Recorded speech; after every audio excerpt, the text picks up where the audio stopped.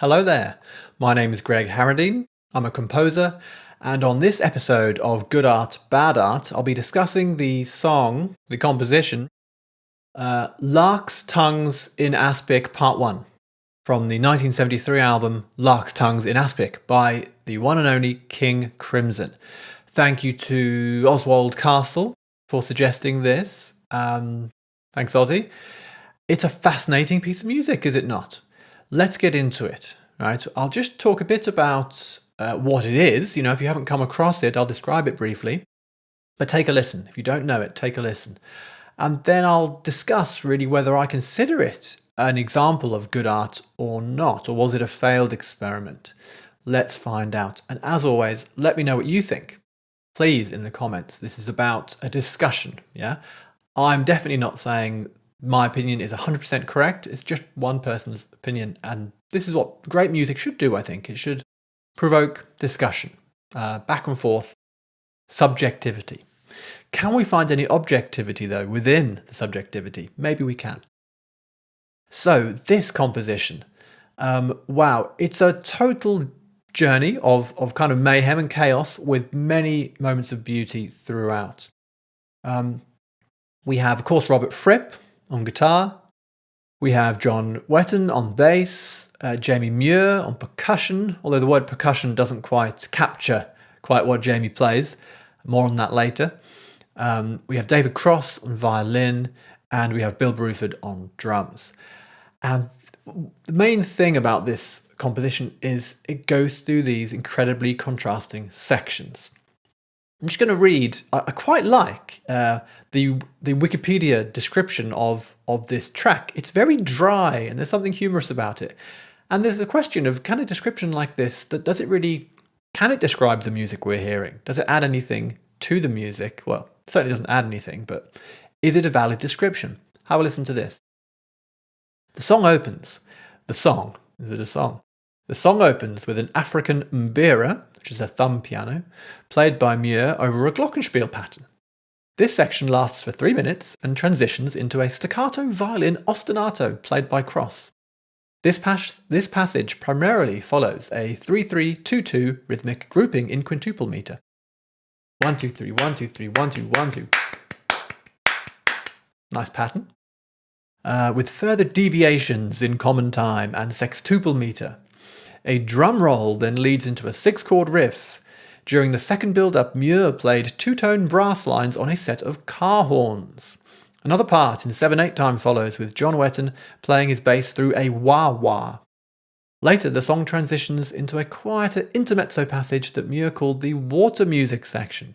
This part features Cross and Muir duetting on a violin and hammered zither, respectively.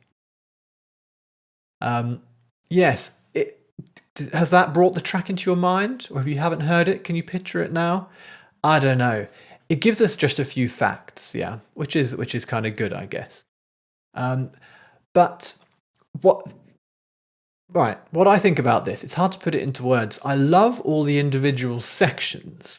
I think each in their own right are fascinating. And you can just hear the influence that King Crimson have had. That this track, let's say, not only King Crimson as a whole, but this track has had over generations, actually, of musicians.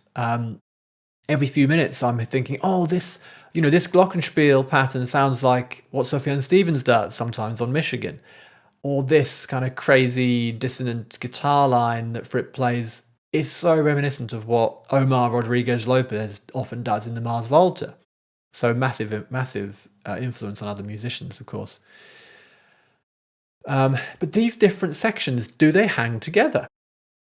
Yeah, we've got this 3 minutes or so of mbira and glockenspiel, and then some kind of percussion comes in. I can't even tell what it is. The stuff that Jamie Muir used ranges from chains and baking trays and all manner of found objects. But sadly, Jamie Muir died earlier this year, I believe. So we recently lost Jamie Muir. Fascinating figure, amazing musician. He then went into Buddhism for quite some time, re-emerged from that, and then got into painting, I believe. Anyway, if there's one person who stands out on this track, I would say it's Jamie Muir. I'd say his presence looms large. Then we get into this violin ostinato, the 3-3-2-2, with the electric guitar coming in, big crescendo. We get to about 3:41, the big chords come in, heavy. We're talking heavy metal, a brief heavy metal section, fantastic. And then later on, about 5 minutes, there's this funky, almost Latin jam, which is amazing, which doesn't last long, about a minute or so. But I love it. Yeah, it's in 7/8 as well. Always keeps things interesting. Briefly goes into 6/8, sounds a little more like a kind of crazed version of the blues briefly. But then in the middle, we have this very quiet, kind of somber solo violin section. There's actually a point where I think there's about 4 seconds of silence in between the sections before the violin comes in. And my last video was on John Cage's 433, which is an entirely silent piece. But yeah, it's quite brave for a band to even put 4 seconds of silence in. It's a long time. You might think, oh, the track's come to an end. At times, the violin reminds me of Shostakovich's writing for strings. And then, yes, gets more frenzied, and then we get this beautiful little tune. At about 11 minutes, we get this little melody with the violin and the hammered dulcimer. And I think it was Bill Bruford. Bill Bruford says that he thought that this little tune was like the lark's tongue in the aspic in this piece. It was like he said it's a little jewel, a perfect moment of stillness right in the middle of all this mayhem. Wonderful. It is a beautiful moment of stillness.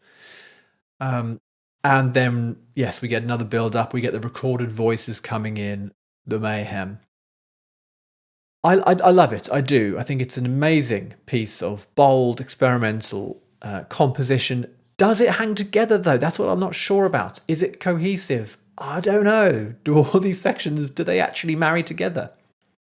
In many ways, I think they do. There's obviously repeated ideas. The 3-3-2-2 idea from the beginning. The second section comes back again near the end. Oh, I don't know, though. Let me know. Does it hang together? What do you think? Need to give this a score. See if I can hold these numbers up the right way around.